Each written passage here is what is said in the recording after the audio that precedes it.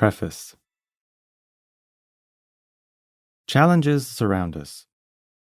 The pandemic, which has been shaking up our lives over the past 3 years, is still ongoing, and the economy is deteriorating.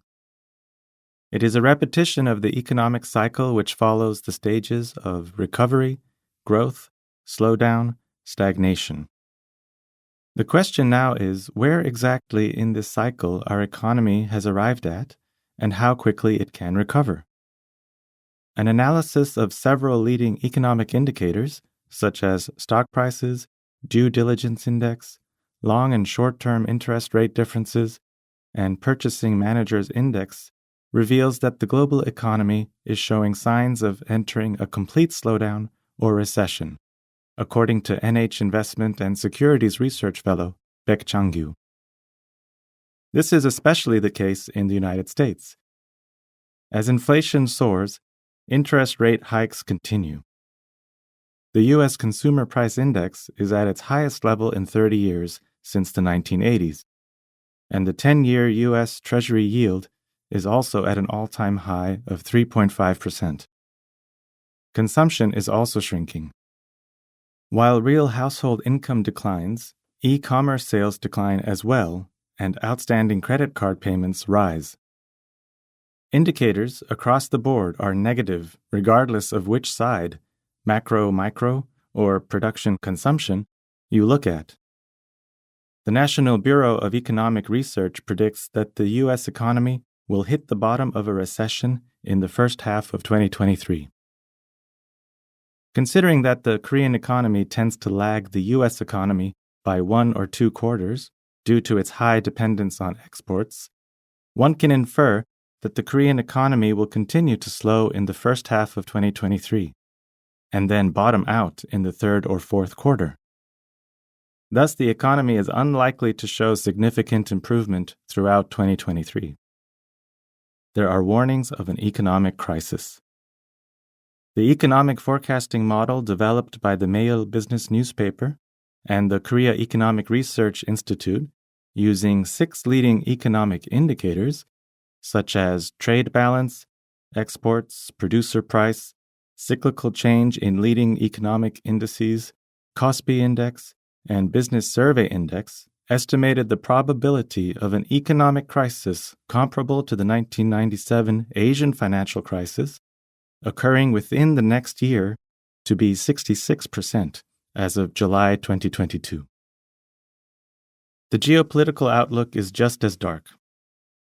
The war in Ukraine looks to last longer than expected, through to 2023.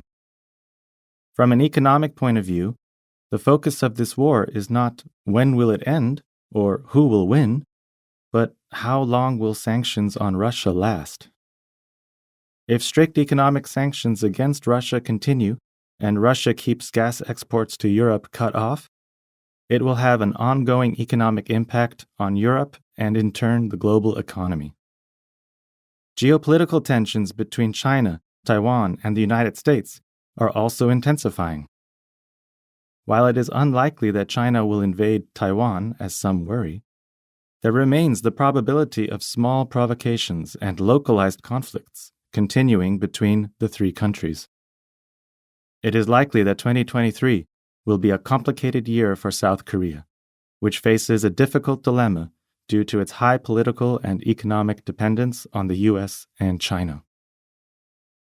Describing the international political and economic order of the 30 years following the 1980s is something akin to describing a flattening Earth. Through the WTO and FTA agreements, trade barriers between countries were lowered and political conflicts eased. However, those times in which the economy came first are coming to an end. Now is the time when the political reasoning of each country takes a front seat ahead of market efficiency, says Shin Han-jong, Managing Director of Korea Investment and Securities. The pandemic has especially accelerated this trend. Countries are building up barriers between themselves, and ideology is increasingly becoming more important than pragmatism.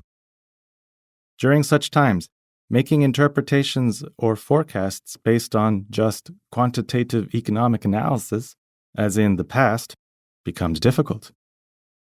The complete picture can only be seen when including an analysis of geopolitical risk. It complicates any type of prediction, and that is why 2023 is approaching with an overwhelmingly negative outlook. The year 2023 reminds me of 2008 in multiple ways. 2008, the year of the global financial crisis that was sparked by the U.S. subprime mortgage crisis, ended up destabilizing the world. Stagflation, a combination of inflation and recession, threatened the global economy. As global oil prices soared, consumer prices rose rapidly. In Korea, the won once hit around 1,500 won per dollar, and the trade balance also deteriorated rapidly. There was the Russo-Georgian War and a global drought that led to a food crisis as agricultural product prices soared. 2008 was also the year of government change in Korea, from the Roh Moo-hyun administration to the Lee Myung-bak administration. As the number of unsold homes increased and the property market went into decline, the new conservative government loosened the previous government's strict housing market regulations to increase the housing supply, cut property and transaction taxes, and relaxed reconstruction regulation and fees.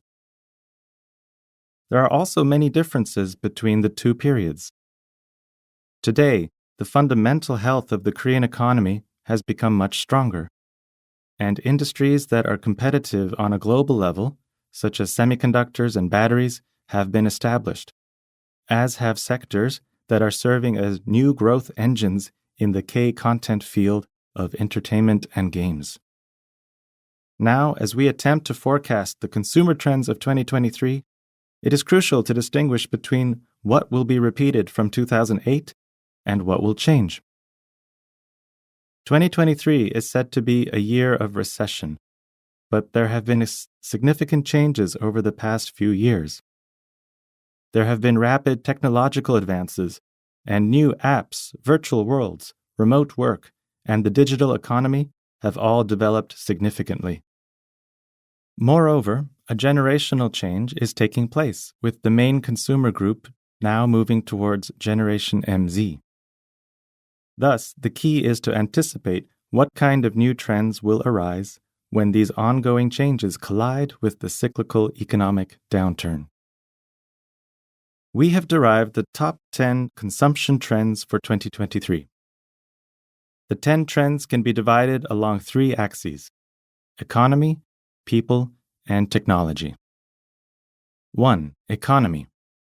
Changes arising from the shift in direction of Korean society and market changes due to the recession, with the chapter keywords disappearing average, cherry zoomers, and new demand strategy. 2. People. Changes in values due to the emergence of a new generation. Chapter keywords office big bang, index relationships, digging momentum, Generation Alpha, and Neverland Syndrome. And 3. Technology. Changes in retail distribution and space. Chapter keywords proactive technology and real-world space are the topics we explore to see how they influence trends of 2023. The most striking change in our society in recent years is the disappearance of what used to be called typical. We have understood groups on the premise of a so-called normal distribution in the basic shape of a bell, with the largest number of points surrounding the mean in the center and decreasing frequency as it moves away from the center. So, if companies were to come up with something that matches this average value well, they would be able to secure the largest number of customers.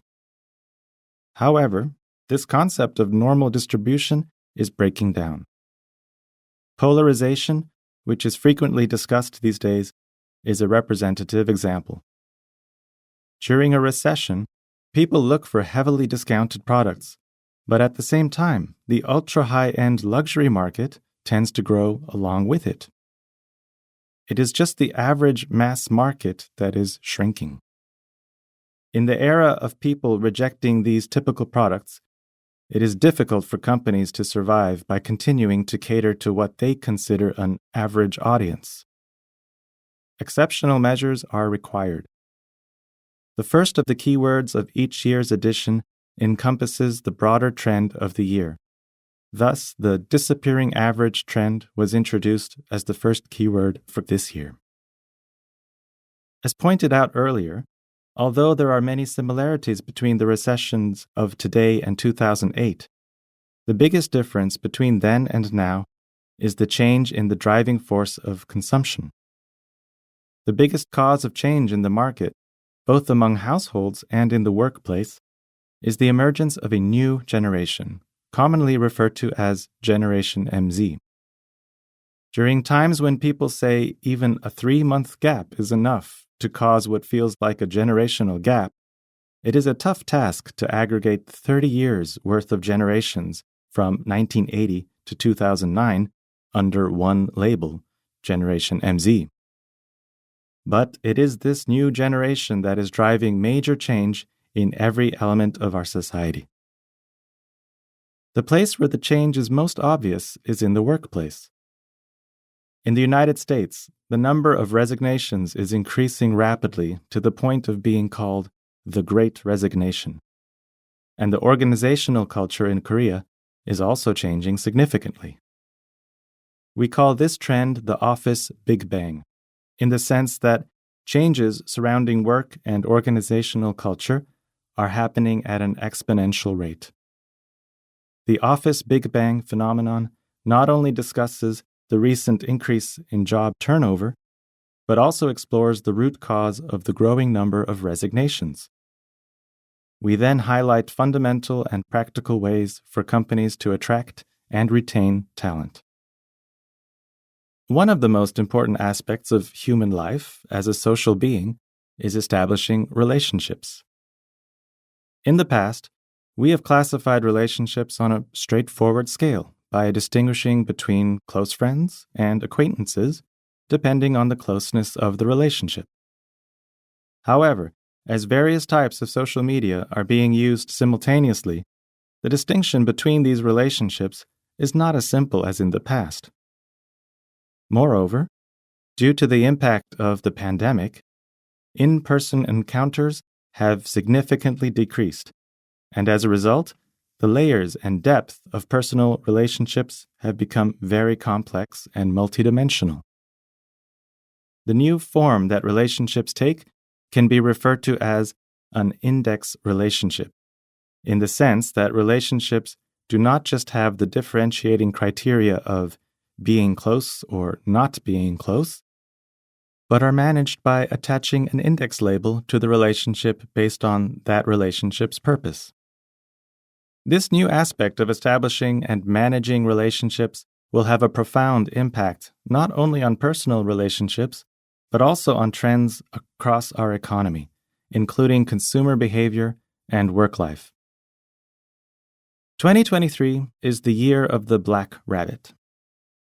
Rabbits are small and shy herbivores, so they give people the impression of being timid and weak. But in many anecdotes, they are characterized as being strategic and smart. There is also a local saying that expresses the rabbit's wisdom. A cunning rabbit digs a hole with 3 caves. It means they have a plan B and a plan C lined up in times of crisis. In today's words, it can be translated as being good at hedging risk and not putting all your eggs in one basket. In preparation for the economic and geopolitical challenges expected in 2023, it is good to use the wisdom of the cunning rabbit. Rabbits don't walk, they jump. They have big ears and bright eyes, so they can hear and see well. While examining alternatives to describe the overall trend of 2023 with 10 characters, I particularly liked the image of jumping.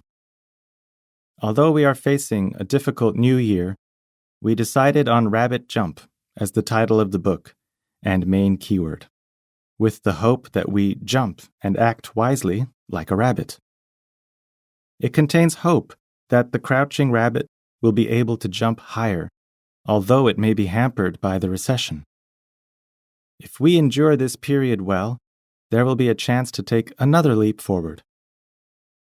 In elections, loyal votes are often referred to as domesticated rabbits, and floating or swing votes as wild hares.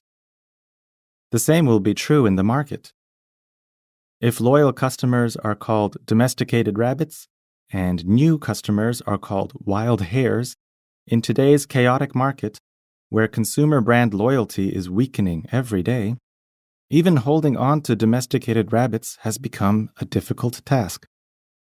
Furthermore, it is an increasingly difficult task to catch wild hares, which has changed significantly from the past.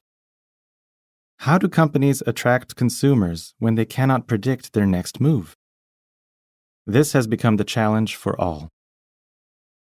The greatest danger in times of turbulence is not the turbulence, it's to act with yesterday's logic. Following the words of Peter Drucker, the most dangerous thing during these times is to believe past success is the equation for future success. Scholars call this thinking hubris and warn of extreme caution. Lee Byung-nam, former CEO of consulting group BCG Korea, said in his book Common Sense that, in most industries, trend extrapolation is typically used to predict the growth potential of the next 3 to 5 years. It is a way of predicting industry growth trends using those of the past by assuming they will continue for years to come. But unfortunately, the reality is often the opposite. Now, as industrial conditions enter a new phase every 2 to 3 years with new competitors emerging due to the volatility of the industrial cycle, systems and practices must be overhauled every 3 years. Ships are safest when they are docked. But that is not the reason ships exist. Although 2023 is expected to be a year filled with heavy storms, perhaps that crisis can be an opportunity to look back at our roots. In the year of the rabbit, whether we can make a leap or not depends only on whether we can innovate. The crisis itself is not the problem. Our attitude toward it is. In the era of transformation, the relative word of change is not remain. Now, the options we have are either change or die. Rando Kim, Professor, Department of Consumer Science, Seoul National University. Redistribution of the average. The average is losing significance. It has become difficult to use words such as normally, generally, usually, or on average about a phenomenon happening around you. This is because lifestyles are greatly diversifying. In online communities, there are frequent posts from people asking how much money is appropriate for their acquaintance's wedding gift, or how many dates they should go on before asking to go steady or confessing their feelings. Such questions about even the most basic of life's problems highlight the disappearance of what was previously considered the average answer that everyone takes for granted. This trend is not just evident in personal life. The standard of good products, mainstream opinions, and what constitutes as normal, which until now has been expressed as an average value, is on shaky ground. People instead gravitate toward extremely unique products and are split by strong opinions on both ends of the spectrum.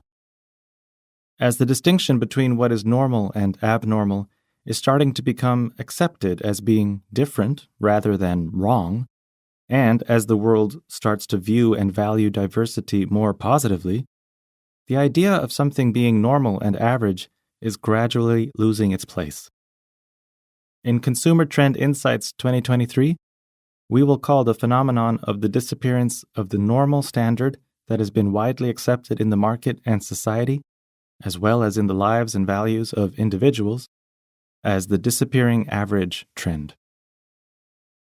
Average measures of everything from grades to age, education level, wealth, income, life expectancy, average return, weight, IQ, etc., have been common concepts until now. This is because mass production and mass consumption became common after the Industrial Revolution. And with the emergence of a standardized education system, it became the accepted way to classify individuals in a single homogeneous group. However, at a time when the scientific management of workflows aimed at improving efficiency is shaken to the core by artificial intelligence and the big data's overhaul of many industries, there is a pressing need to revisit the concept of the average. Until now, the average has served as a commonly used standard and criterion. People often compare their income with the average of their group, as if they were assessing the level of their success. The average figure is oddly reassuring. When a person is above the mean, they feel relieved, and when they are below the mean, they become anxious. Although this comparison can sometimes play a positive role for self-reflection and motivation, it is now necessary to examine whether such comparisons are still appropriate. Todd Rose, president of Boston-based think tank Populus, stresses the point that the days of focusing on averages and evaluating people as a point on a normal distribution is over, and that we need to adapt to the age of individuality. Average thinking tends to lead to one of three errors. First, people can fall into a one-dimensional mindset that evaluates people based on just one average statistic. Characteristics of people are independent of one another.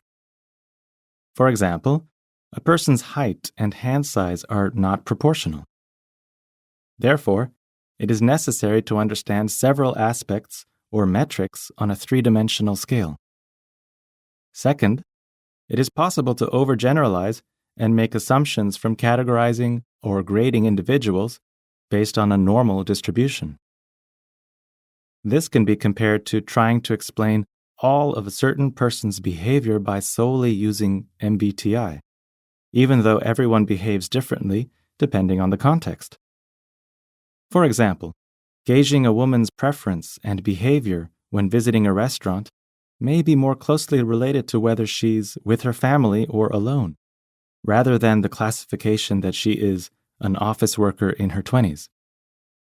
Third, people may get caught up in normative thinking or conforming to norms by living according to what the average standard is. The average measure only provides a snapshot of a certain point in time, not the whole process of how to live. For companies and institutions that need to identify specific targets, the trend of the disappearing average will make it difficult for them to find a safe and conservative strategy. Until now, most companies have prioritized targeting the mass market.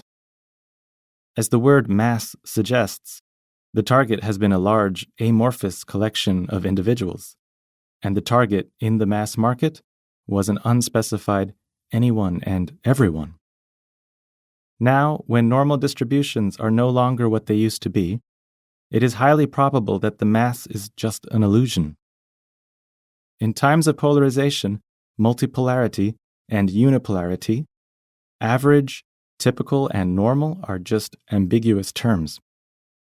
The strategy companies need to take now will be one of three: choosing a clear side among two extremes, customizing strategies to provide optimized utility to a small group, sometimes that will be just one individual, and finally, building a wide ecosystem or network that competitors cannot imitate in a winner-take-all strategy. Companies cannot stand out with average ideas, typical products, or normal services. Normal products, lives, opinions, and standards that can be expressed as averages are actually changing. As the mass market, which was based on a normal distribution, is shaken to the core, markets need to offer irreplaceable products, differentiation, and diversity. If things remain average, companies will fail. It is time for a new strategy to be sought by identifying and strengthening each of a company's core competencies and targets, and to get them in line with the changing landscape of the industry from the ground up. It is time to redistribute the average and recognize its non-normal, varied, and diverse components that reflect the tastes of an increasingly individualized society. It is only when companies are armed with something extraordinary, far outside the ordinary, that they can achieve success in a market stagnated by recession.